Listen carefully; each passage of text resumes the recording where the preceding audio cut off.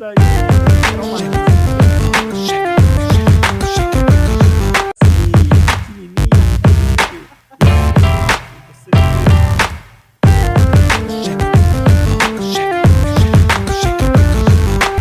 Lá do Jardim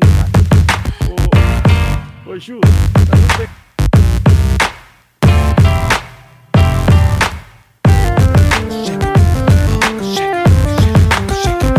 Ju, tá tudo bem com você? Tudo bem, graças a Deus. Tudo na santa paz? Amém, tudo bem. Certo, aleluia. Pessoal, por favor, não esquece, tá bom? Deixa o seu like, se inscreva aqui no nosso canal, dá uma força aí pra gente. Eu vou deixar aqui o QR, se você quiser fazer nos ajudar de forma financeira, vou deixar o QR aqui para você fazer um Pix para a gente. Tem também, eu vou deixar o número também aqui do meu celular, que você também pode usar como chave Pix, tá certo? Esse mesmo número também é o WhatsApp. Aí você pode entrar em contato com a gente, comigo, por favor, se você tem interesse de nos apoiar, tá bom? Neste canal. Mas não esquece, você pode deixar o like, você pode se inscrever, você já está dando uma força para a gente, tá bom? Por favor, faça isso. É um apelo que eu faço para você. Por favor, deixe o seu like, se inscreva no nosso canal, ok?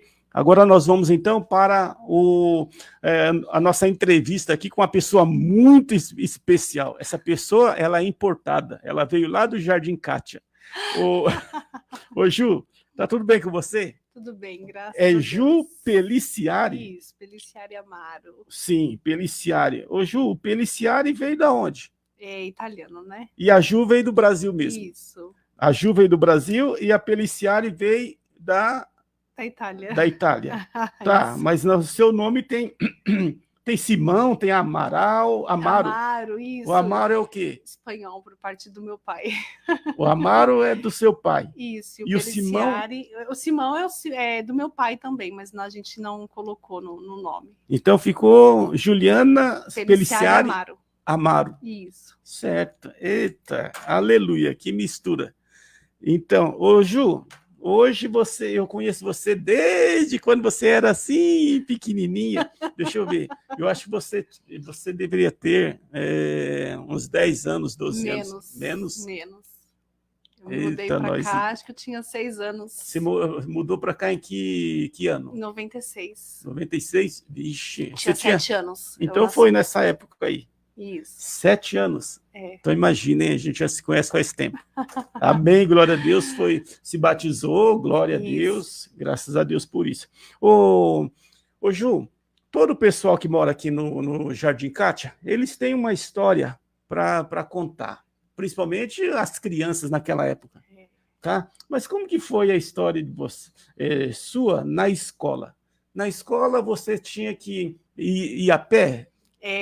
Na escola a gente ia de turma, né, de galera. Sim, mas não era asfaltado aqui o Kátia. Não, e a gente tinha muita dificuldade, clamava a Deus para não chover, porque o dia que chovesse era martírio. Desfiguradas lá, de tão suja de era sacolinha no pé, era guarda-chuva na mão, a sacolinha na mão, ou na cabeça. Sim, sim. E era bem difícil. Ô Ju, mas naquela época... Por favor, naquela época, o pessoal tinha esse negócio de bullying? Não era dado nome, né? Era a zoação, era a bagunça. Mas você foi muito zoada? Assim, Mas você sofreu com isso? Você é traumatizada com isso? Não, de jeito nenhum. É doente com isso? Não. A gente ou levava para brincadeira, entrava na brincadeira junto, porque aí é o apelido, a zoação não pegava, ou a gente simplesmente ignorava, deixava, mas não tem nada de trauma, né? A gente conseguiu superar isso. Mas e como é que faz? E essa criançada de hoje em dia, que você não pode nem chamar de gordo baleia, que é saco de areia, e aí isso daí traumatiza a criança? As crianças estão muito... Não digo que tem que... Eu ouvi dizer mimizenta. mimizenta, geração Nutella, né? Nutella. São geração Nutella. As crianças não estão preparadas, né, para isso. Não que eu percebo que algumas coisas têm que ser corrigidas, lógico, não tem que partir para uma violência, não tem que, isso não tem que crescer, mas um comentário, uma brincadeira sempre houve, e hoje é algo que, se aconteceu, o mundo acaba, a criança acabou o mundo para ela, traumatizada, não pode falar, não pode brincar. Sim. E é algo que pra gente era sadio, fazia parte. Isso, mertiolate doía, hoje não dói mais. Mas e hoje?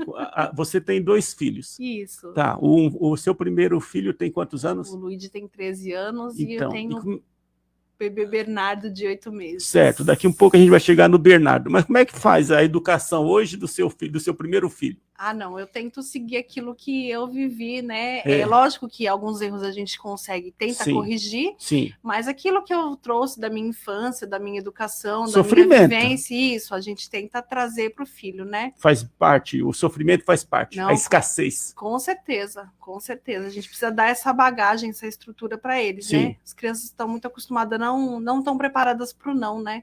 Hoje você fala um não para uma criança, a criança não consegue esperar um bolo ficar pronto. É muito imediatista, né? E aí a gente tenta, eu pelo menos tento trazer essas dificuldades para o meu filho. E as dificuldades transformam o caráter. Sim, fortalece, certeza, né? Com certeza, molda, fortalece, instrui, e a gente tenta passar isso. Às vezes você tem condição até de pede uma determinada coisa, eu até tenho ali para comprar na hora, mas eu falo, não, daqui 15 dias eu compro, daqui 20 dias, para você trazer a questão do esperar, do saber lidar com o não. Hoje eu tenho, amanhã eu não tenho. E aí eu tento trazer isso para os meus filhos. Sim. Então, o que você puder fazer para aquilo que você na verdade, a sua dificuldade, a sua escassez na infância foi por não ter condições mesmo. Mas hoje, por mais que você tenha condições, você evita de facilitar. Sim, a gente veio de uma criação que não tinha carro, não tinha tantas facilidades que a gente tem hoje, a internet, né? Celular, telefone, era algo que você tinha que ir na casa do vizinho, um vizinho na rua só que tinha telefone, né? E a gente tenta trazer isso para os nossos filhos, dificultar um pouco. Né?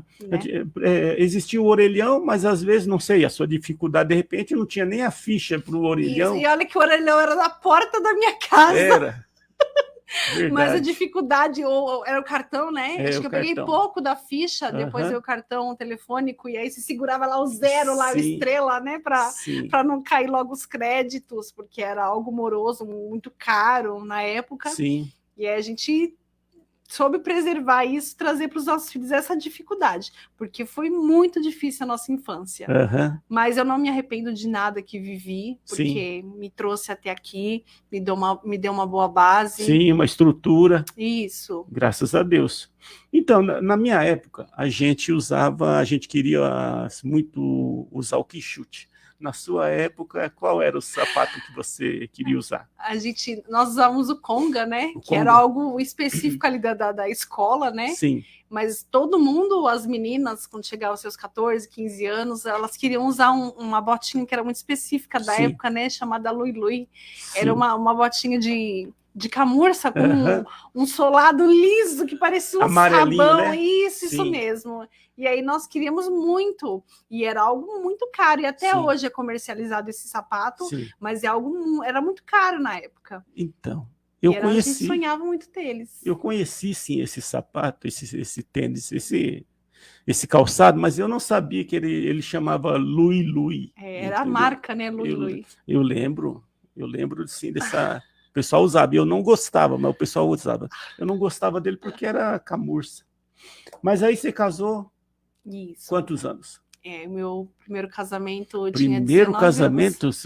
Você já casou quantas vezes? Esse é o meu segundo casamento. Você não vai fazer igual a Gretchen, não, né? Não, segundo e último casamento. Segundo e último, chega. Está Amém. condicionado, acabou, não vai ter mais. Amém, eterno. Isso mesmo. Em nome de Jesus. Então, aí você casou, o primeiro casamento, não deu certo? Isso, meu primeiro casamento eu tinha 19 anos, né? Sim. E aí eu, com 21 anos, engravidei. Sim.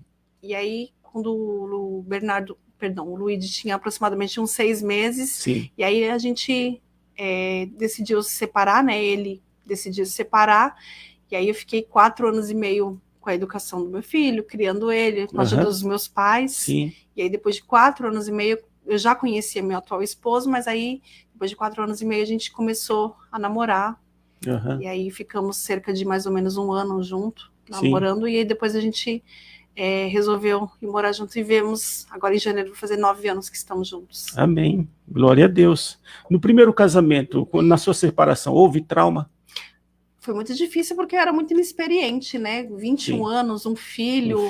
Ele tinha quantos meses, o filho? 6 meses. 6 meses. Né? Então você planeja, ninguém casa para separar. Sim. E ninguém tem um filho para. Bom, eu acredito, né? No meu caso, eu não quis ter um filho para criá-lo sozinho, né? Que você faz os planos para educar junto, criar junto, mas não correu isso, não correu conforme esperado. Sim. Então foi muito difícil, muito traumatizante. Eu não tinha experiência, embora eu tive total apoio dos meus pais, me ajudaram, me acolheram. Praticamente me carregaram no colo, porque me trouxeram a segurança do lar, do apoio, mas foi muito difícil emocionalmente. Sim. Mais uma vez, a família, a base da família foi muito importante. Sim, foi... Né? O pai, a mãe. Os meus pais foram... Você teve que morar na casa dos pais, Isso, voltar. foi essencial, porque meus pais me acolheram. Nesse período eu já tinha entrado no meu curso, né, no qual eu atuo hoje na minha área. Sim. Já trabalhava, mas eu tinha um sonho, e aí minha parte profissional começou aí, pedir, né, para Deus um norte, porque embora que eu já trabalhasse, né, na área, mas eu tinha um outro sonho. E aí foi onde eu consegui essa oportunidade, assim, de fé, né? Vai lá, faz inscrição do curso e comecei minha carreira profissional aí. Mas os meus pais, minha mãe, foi imprescindível nisso, porque ela que cuidava, até os 4 anos e meio, ela que criou praticamente o meu filho, porque eu trabalhava e estudava. Então ela que ficou com toda essa parte. E minha mãe foi... Meu pai ficava com a questão do sustento ali da casa, porque o que eu ganhava ajudava pouco na casa, mas tinha que pagar o meu curso. Sim, né? Que hoje atualmente sou técnica de enfermagem. Técnica de enfermagem. Isso, há 10 anos atrás era algo que hoje tem até um custo um pouco menor, mas na época quis estudar numa escola boa, que tivesse um bom currículo, né? Então, o meu salário era praticamente tudo comprometido com isso. Sim. E minha mãe foi essencial nesse processo. Graças a Deus. O Ju, e o segundo casamento? Você conheceu, como que chama o marido? Tiago. Isso. Tiago. E o segundo casamento você acertou? Eu acredito que foi algo que foi preparado por Deus mesmo. Sim. Né? Porque... eu nunca fiz menção de ficar sozinha, não desejava ser sozinha, sempre quis ter uma família, né, um lar, então eu sempre pedi isso para Deus, e Deus, no momento da minha separação, depois de um tempo, pedia para Deus uma orientação, uma palavra, e ele falou, né, comigo, falava por diversas vezes, fez uma promessa, que eu teria meu lar estabelecido, né, reestabelecido, e aí tive essa oportunidade, já conhecia meu atual esposo. E aí, inesperadamente, nós começamos a namorar e a gente teve, de construir, né? Tínhamos planos de ter uma família. E aí ele abraçou o meu filho, né? Como pai mesmo, embora meu filho tenha um bom relacionamento com o pai, mas não é a mesma coisa de estar ali todo dia, né? E aí a gente planejou essa família e fomos, né, tentar. Aí, no segundo casamento, você casou e esperou quanto tempo para ter o segundo filho? O sonho era de imediato, né? Porque o Thiago sempre teve um sonho muito grande de ser pai. Sim. E nós tentávamos por mais ou menos uns 2, 3 anos. Eu tinha um diagnóstico de ovário policístico, e aí era algo que dificultava um pouco, mas eu achava que, né, seria só isso. E aí, nesse tempo, o Thiago tinha um diagnóstico, foi descoberto uma doença, né, que ele tinha. E aí, nesse período, foi feito uma outra investigação que chegou, né, num diagnóstico também de uma possível infertilidade. Sim. Então, nós já estávamos mais ou menos no 5º, no 6º ano, né, que já estávamos juntos, e veio essa notícia que talvez seria impossível, né? Essa questão do filho. E aí, sempre entregamos para Deus essa vontade, tínhamos o desejo no coração, mas entregamos para Deus. Ele, no tratamento dele, foi nos passado, né, a opção de fazer uma fertilização in vitro, né, de uma inseminação, mas foi algo que não foi aceito por nós, porque nós queríamos um filho concebido, ou algo que a gente conseguisse mesmo. Então, para nós, já era dado como isso, não vai ter essa possibilidade, se Deus quiser, ele manda. E aí, inesperadamente,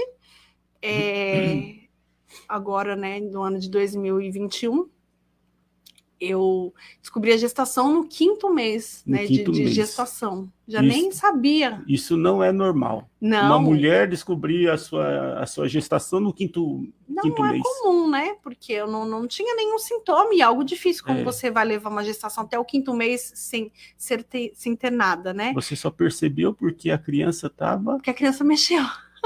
Brincadeira, hein, Eu estava em casa, e aí eu pensei, eu falei, alguma coisa tá mexendo na minha barriga, o que eu comi? Foi bem assim? Não, aí na hora me veio à mente, eu falei, olha, eu tô diabética, né, porque assim, junto com isso eu senti um mal-estar, uma sensação tipo de desmaio, né? Sim. E aí eu falei, será que eu tô com algum problema de hipoglicemia? Meu pai é diabético, né? E eu falei, será que eu tô com uma hipoglicemia, alguma coisa assim? E seguida veio com um tremor na barriga, como se fosse uma mexida.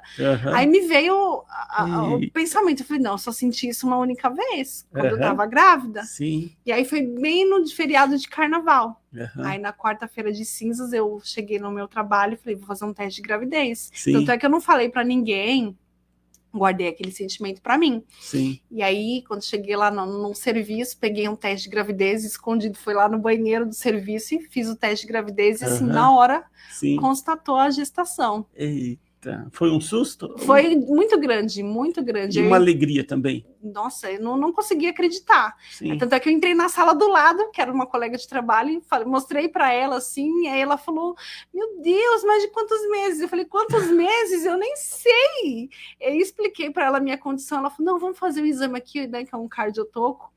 E aí ela falou, olha, se estiver mexendo, se a gente ouvir o coração, tem mais de 16 semanas, mas na hora consegui ouvir, né, o batimento cardíaco. Nítido. E ela falou, você tá com mais de 4 meses. Eu, como assim mais de 4 meses? E aí no outro dia eu consegui um ultrassom, e aí eu cheguei, né, o médico falou, não, realmente falta 2 dias para 5 meses. Sim, graças a Deus, hein? Ô Ju, mas e a gestação, depois o restante? Foi tudo uma bênção? Como a gestação foi até que tranquila, né? O pouco da gestação, né? Que eu consegui, né, acompanhar foi um pouco tranquila. Até o 7º mês eu tive uma suspeita de uma diabetes gestacional. Mas eu consegui seguir bem até o 8º mês. Aí no 8º mês eu já sentia que não conseguia, mas eu não iria conseguir levar essa gestação muito para frente, porque o corpo dava sinais que eu engordei muito pouco, engordei 3 quilos na minha gestação. Visivelmente, minha barriga já não tinha mais condições de desenvolver ali.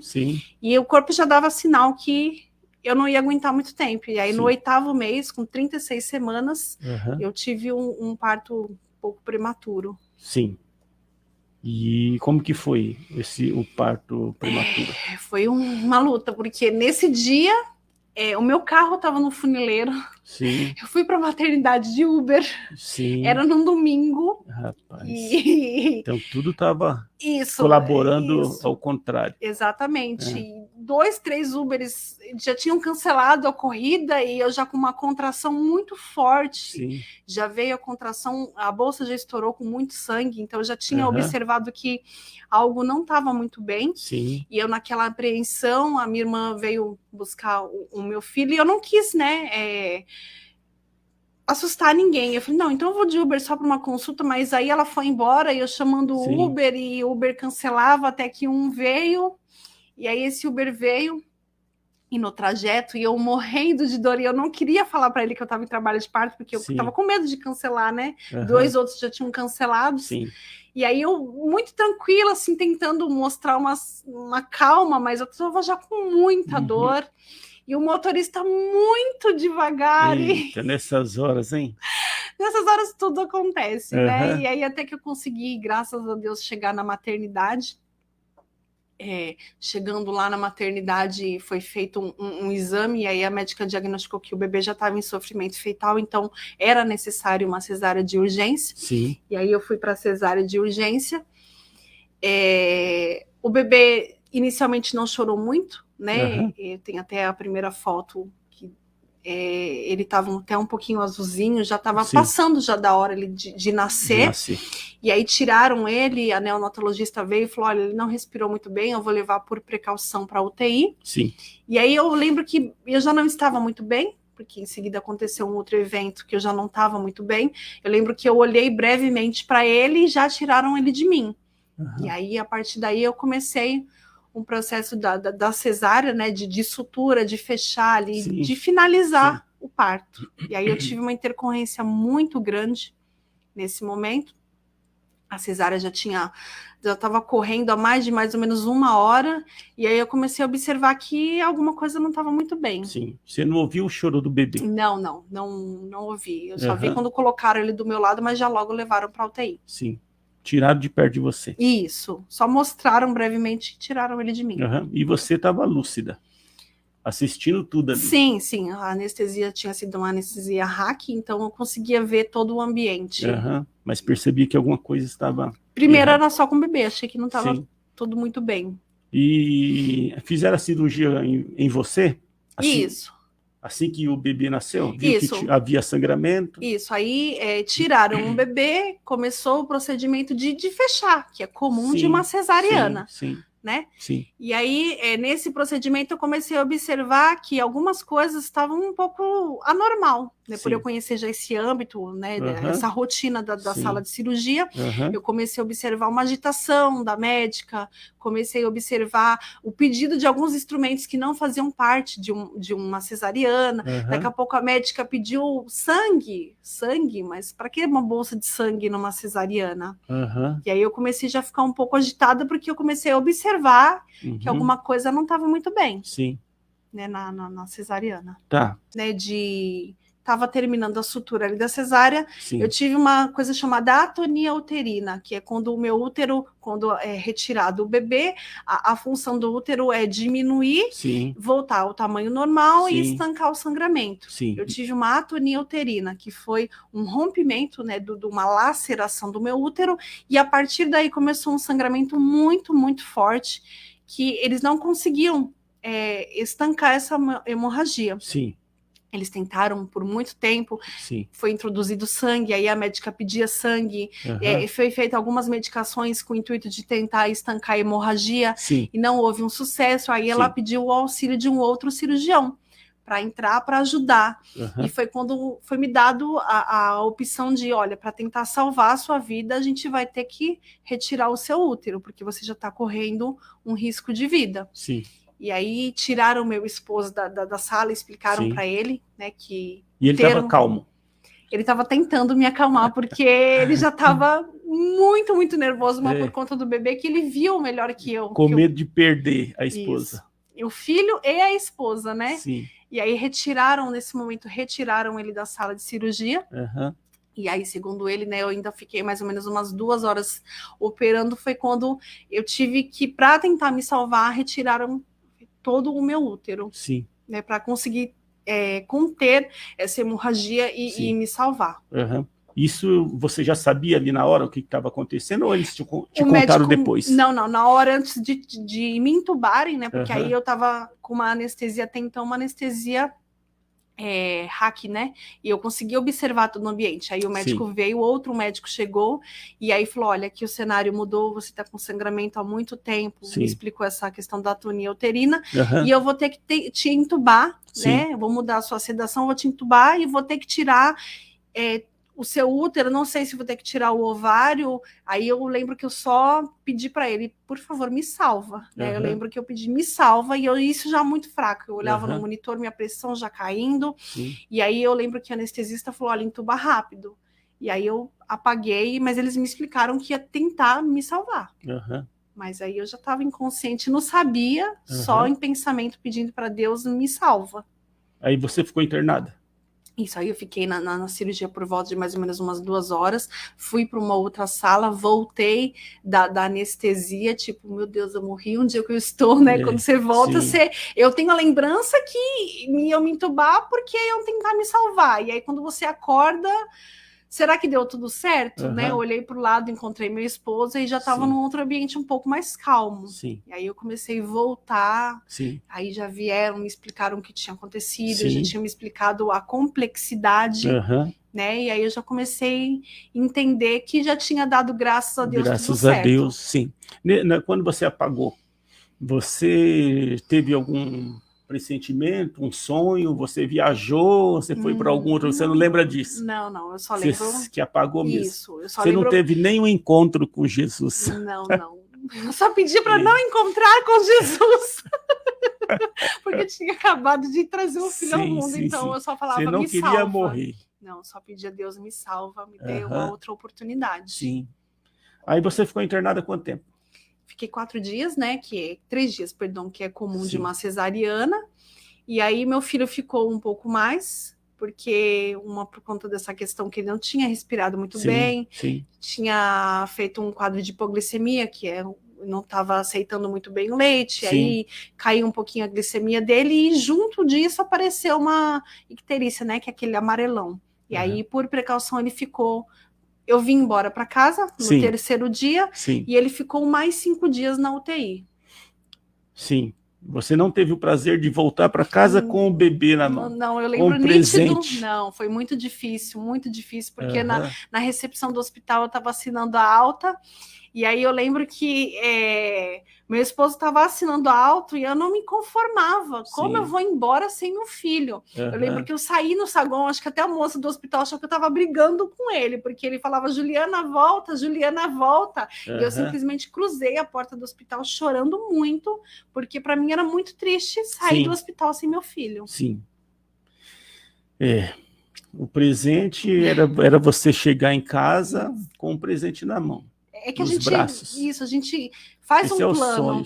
Quando algo acontece fora, a gente se frustra, né? E aí, aí era um misto de sentimento de tristeza, mas ao mesmo tempo frustração. Eu sabia que era uma coisa pontual, né, porque eu acompanhei alguns dias lá na UTI e vi que o caso do meu filho era pontual, uma coisa simples comparada a outras crianças.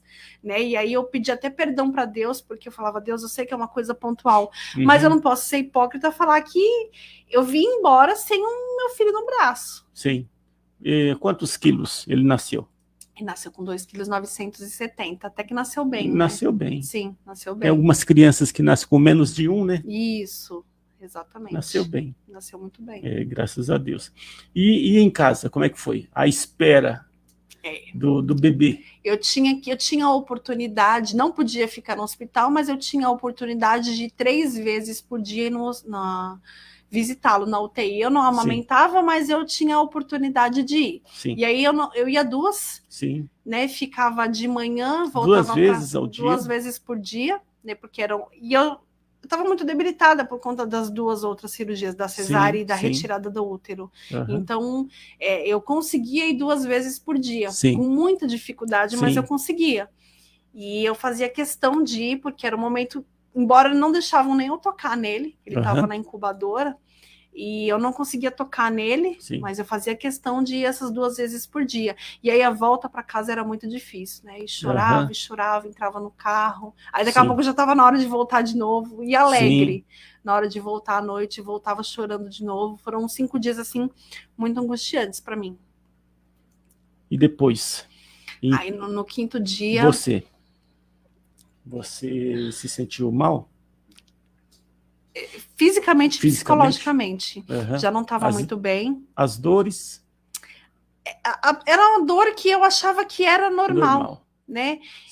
Vim com uma dor muito grande, mas eu nunca tinha passado nem por uma cesárea, nem por uma retirada de útero, então para mim era algo normal. E aí depois eu fui entender. Você voltou do hospital, né? Ficou em casa e sentindo algumas dores. Isso. Mas para você não sabia o que era, sabia que eram umas dores, mas até aí... Isso, até aí eu era normal. Uhum. Mas aí eu comecei a observar alguns outros sintomas que eu comecei a observar que estava saindo do que era esperado. Do normal. Isso. Mas aí o bebê já tinha voltado para casa, eu já estava muito concentrada no cuidado ali com ele, e aí eu pensava, não, é uma dor comum, algo que vai passar. Sim. Só que aí os sintomas começaram a piorar bastante. No 11º dia após o parto. Sim. Aí as dores começaram muito forte, comecei a ter calafrios, ter sintomas que eu não estava tendo antes. E aí eu comecei a observar, não, aqui não está muito bem esse negócio aqui, mas não, vamos esperar amanhã. E aí, não, vamos esperar mais amanhã. Sim. E aí até quando, no 18º dia, aí eu já... Eu levantei o abdômen, assim, já estava muito escuro, eu já não estava muito bem. E eu fiquei com aquela sensação, meu Deus, será que vai dar ruim de novo? Né? Porque eu falo, já safei uma vez, né? E aí eu já estava muito ruim. Foi quando eu dei entrada na emergência do hospital de novo. De novo. Isso. E dessa vez era o quê?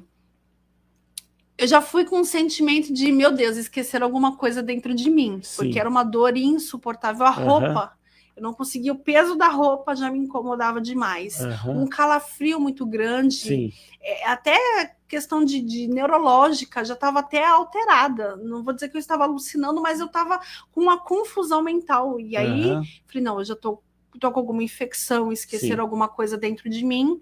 E eu fui para o hospital pedir para o meu esposo, pelo amor de Deus, me leva, porque eu já não estou mais suportando. E aí eu dei entrada no hospital, coincidentemente foi a médica que me recebeu, foi a mesma médica que fez o meu parto.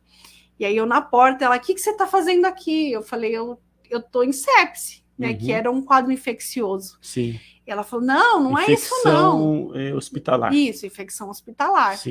Pelos sintomas, né, que eu estava apresentando, que era uma taquicardia, que era um calafrio, eu falei, não, eu tô em sepse. Ela, não é isso não, entra lá, deita lá na maca que a gente vai te examinar.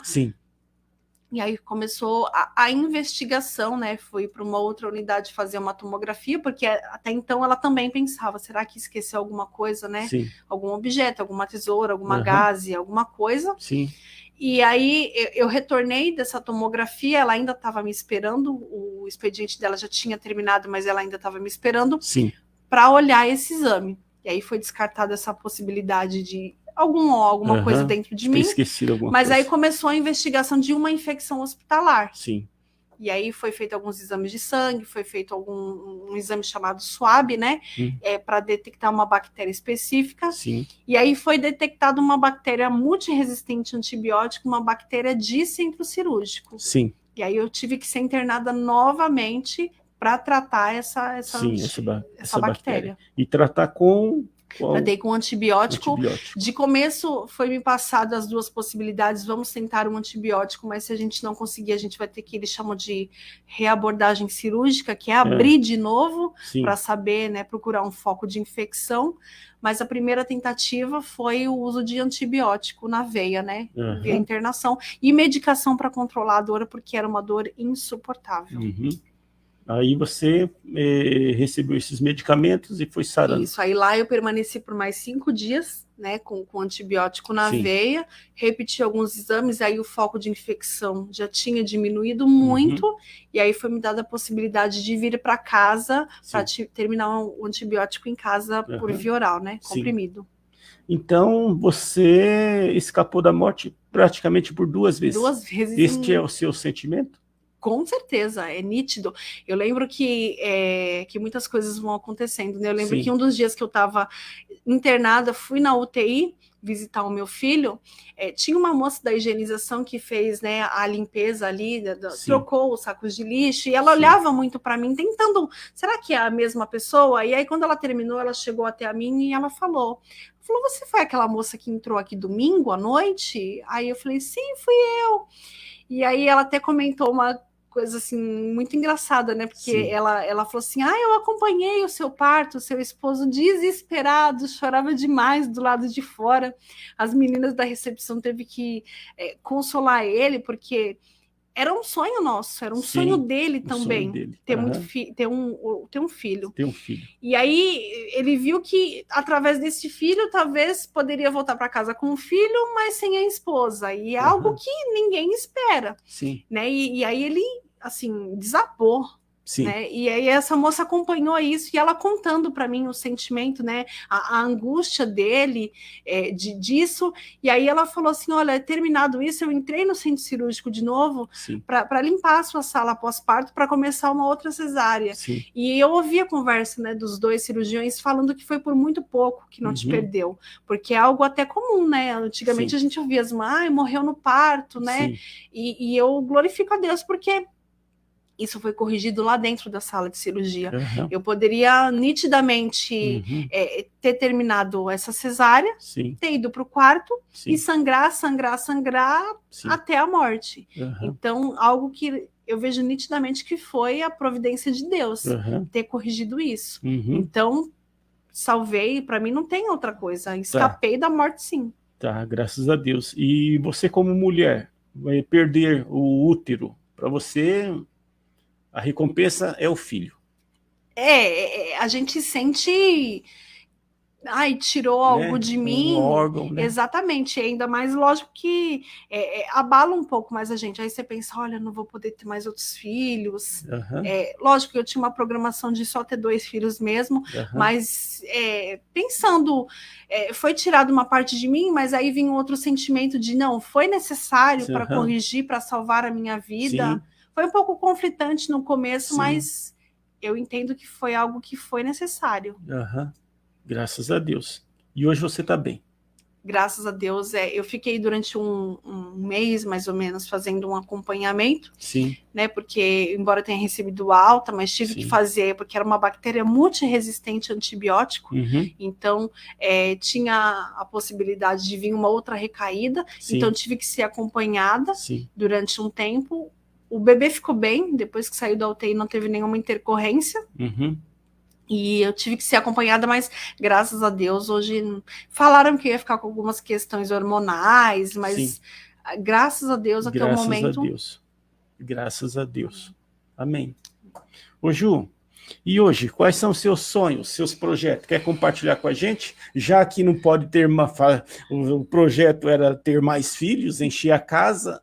Né? Não era esse projeto, não era esse, não. Mas era o projeto do marido, encher a casa? Talvez se fosse, foi abortado esse projeto. Foi abortado, mas os outros sonhos seus, não? Não, eu tenho... Tem sonhos profissionais? Tenho sonhos, meus maiores sonhos. Primeiro é criar os meus filhos, consolidar minha família, porque eu acho que o nosso primeiro projeto é a família.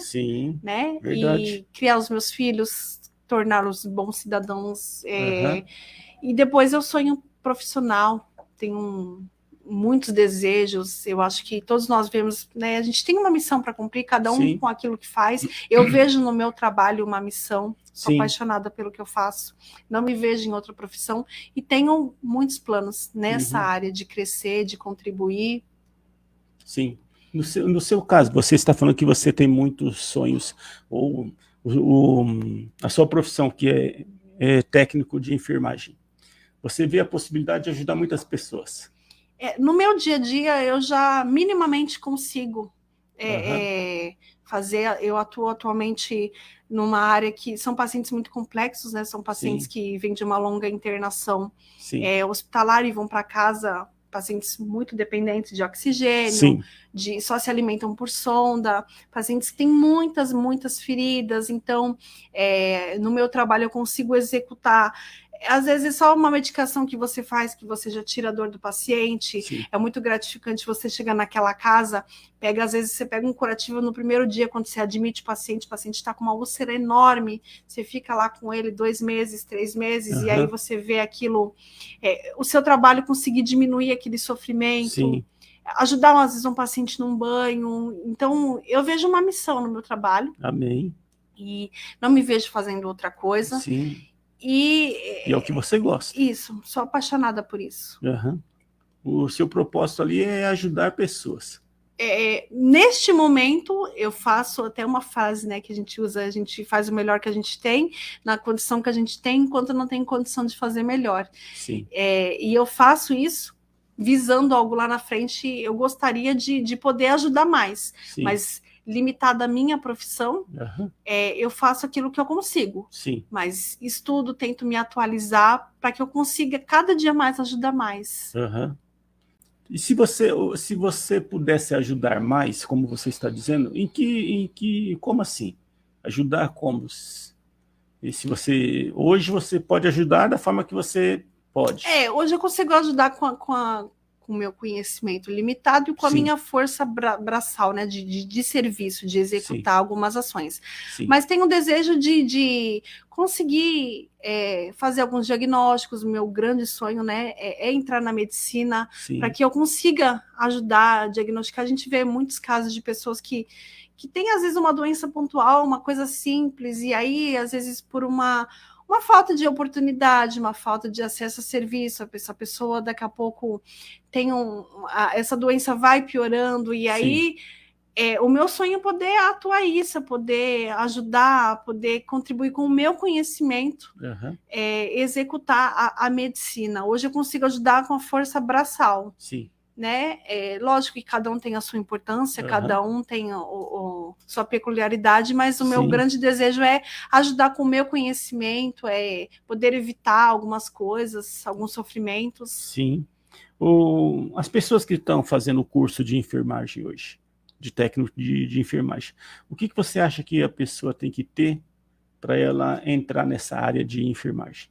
Não, a primeira coisa é amor. Acho que não existe outra. Você não vai encontrar um salário muito bom, você não vai encontrar reconhecimento, né? Na pandemia, nós éramos tidos como os heróis. Hoje, muitos dos colegas agredidos fisicamente, verbalmente. Então, reconhecimento, acho que a gente não tem que fazer nada buscando reconhecimento. Do homem. Isso, exatamente. Embora eu, na minha profissão, tenho 15 anos, né, que trabalho no SUS, a gente colhe muitas coisas, mas não faz esperando por elas, né, mas a pessoa tem que ter amor, tem que ajudar sem esperar nada em troca. E a pessoa já está doente, né, debilitado ali, e se não der uma atenção devida, né? E algo assim, nesse mundo é algo muito engraçado, porque hoje você está cuidando, amanhã você é cuidado, daqui a pouco é um familiar seu, e aí eu sempre busco, né, colocar isso em pensamento, eu vou cuidar como se fosse um familiar meu. E a questão de medicamentos, vai medicar o paciente, eu não sei como que pega aquela prancheta, vê lá os remédios, e se dá um remédio errado? Então, é por isso que falta do quê? De atenção? A gente não... alguns profissionais, cada um tem a sua concepção. A minha concepção é de ter um conhecimento. Né? Já aconteceu, eu já trabalhei... É uma vida, né? Isso, eu já trabalhei 5 anos da HMI, eu já peguei várias prescrições erradas, que se eu não soubesse que eu não poderia fazer aquela medicação, eu mataria o paciente. E aí, é por isso que a gente precisa ter minimamente o nosso conhecimento. Porque se eu tivesse seguido o que dizem, não, tá prescrito, vai lá e faz, mas eu aí, teria no caso, lesionado foi o o paciente. médico que prescreveu? O médico prescreveu errado, e eu até voltei lá para mostrar, né, que essa medicação... E o médico estava lá ou não? Estava lá, e aí eu falei, olha, essa medicação não é nessa via, que é na veia, né? Se eu fizer essa medicação, eu vou matar o paciente. E aí tem a questão da soberba, né? Que a gente até brinca que os médicos acham que são deuses, né? E aí ele me questionou, não pode fazer essa medicação sim, porque ele usou até esse termo, né? Eu tô mandando, né? Falei, não, eu não vou fazer essa medicação aqui, eu vou colocar aqui do lado, que eu não vou fazer essa medicação e vou informar o paciente que eu não vou medicá-lo. E aí depois eu tive até um problema, né, com a supervisão por conta disso.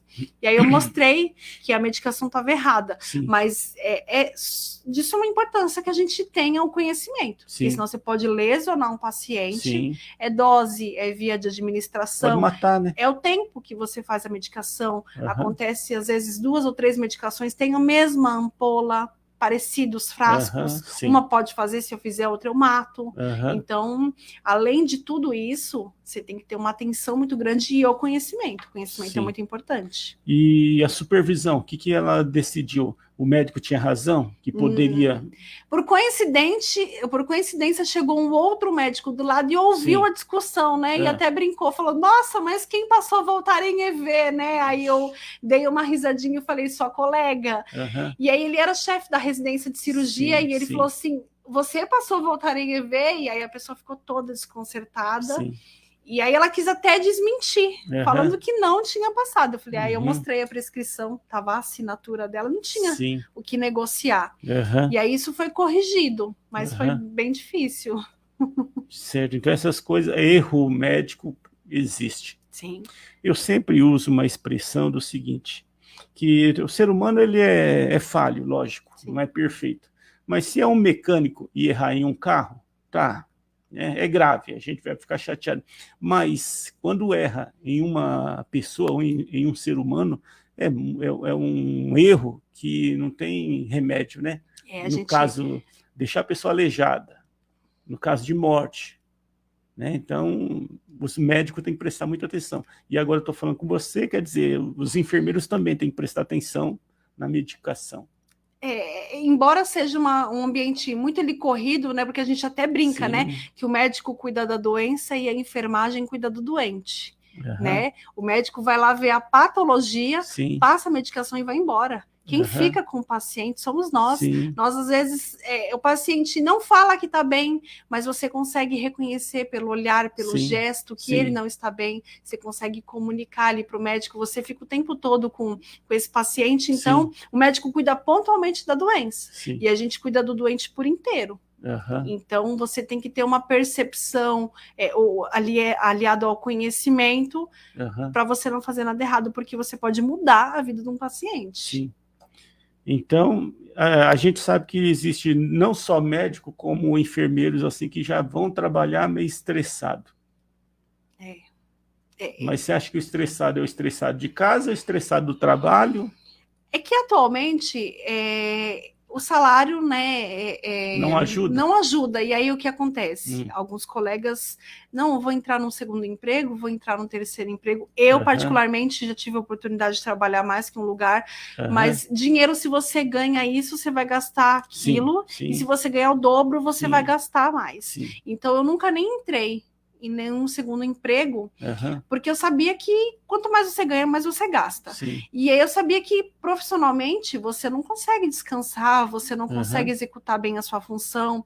Só que algumas pessoas se submetem, às vezes por necessidade, ou às vezes por ambição de um segundo emprego, e aí tem uma carga horária muito grande, e aí chega num ambiente, não presta atenção, não dorme direito, e aí vai fazendo aquela coisa meio que mecânica, e aí é onde os erros podem acontecer.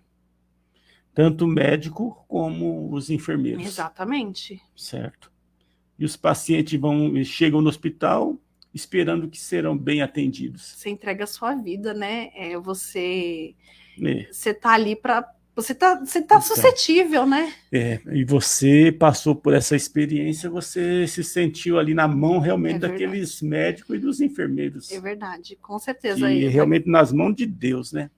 A gente sabe que, lógico, tudo é por Deus, é preparado por Deus, mas você sabe que naquele momento Deus não ia descer aqui e me operar. Ele, né, não ia se materializar ali e me operar. Usou a mão de uma cirurgiã, de uma obstetra, precisou da ajuda de um anestesista, de um outro colega, e aí é nesse momento... Eu acho que é por isso que meu pai sempre falava, né, que a gente tem que acumular pontos com Deus, né? Não é acumular com o homem. E na minha profissão, eu sempre trago isso. Mas fulano não tá vendo, fulano não merece, fulano... Não, mas eu vou fazer como se fosse para mim. E todos os momentos que eu precisei, graças a Deus, eu vejo que foi nitidamente retribuído aquilo que eu faço. Amém. Mas nunca fiz visando... é um interesse, não. Todos os meus pacientes não sou perfeita. Lógico, nem todo dia a gente está bem, nem todo dia a gente está rindo, está brincando, mas quando eu vou pegar ali um paciente para fazer qualquer coisa, seja uma vacina, seja uma medicação, seja um curativo, eu tento dar o meu melhor. Sim. Mudou alguma coisa? A Ju, antes dessa situação, Como chama o seu segundo filho? Bernardo? Bernardo. Antes do Bernardo e depois do Bernardo? Ah, com certeza. Com certeza, a percepção. Eu lembro que na segunda internação, por conta dessa infecção, eu estava num apartamento, era bem alto, assim, aí eu olhava ali todo o centro de Guarulhos, né, e de madrugada eu não conseguia dormir. E aí eu só falava, Deus, me dá uma outra oportunidade, né, de corrigir aquilo que, de repente, eu fiz de errado, de uma nova percepção de vida. Às vezes a gente fica triste porque, eu não comprei o celular que eu queria, mas naquele momento só queria vida. Né? E eu refleti demais nesse período, 5 dias da internação. Eu refleti demais, e quando vim para casa, vim totalmente mudada, uma outra percepção de vida. Amém. Glória a Deus, graças a Deus, né? Sempre é bom a gente reconhecer. Muitas vezes a gente não precisa perder, né, pra gente dar valor, né? É só a gente passar por Não, eu tive nítido aquele dia, né? Você fala assim, não, eu fui ali, até brinco, né? Uma expressão, eu fui ali ter um menino, mas eu quase que não volto, né? Porque para muitos, não, é um parto, não, uma coisa normal. E poderia ter dado tudo errado naquele dia. E aí, hoje eu percebo que a nossa vida em 1 segundo pode mudar. Um negocinho de nada, uma dorzinha de cabeça, né? O infarto também mata rapidinho, um monte de coisa. Amém.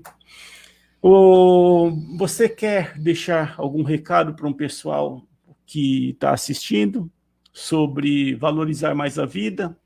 Eu acho que foi quem me conhece sabe que eu não sou muito de falar, eu sou muito brincalhona, mas não gosto de foto, de filmagem, mas eu aceitei. Para mim é um desafio, é desafiador estar aqui, mas seria muito ingratidão da minha parte.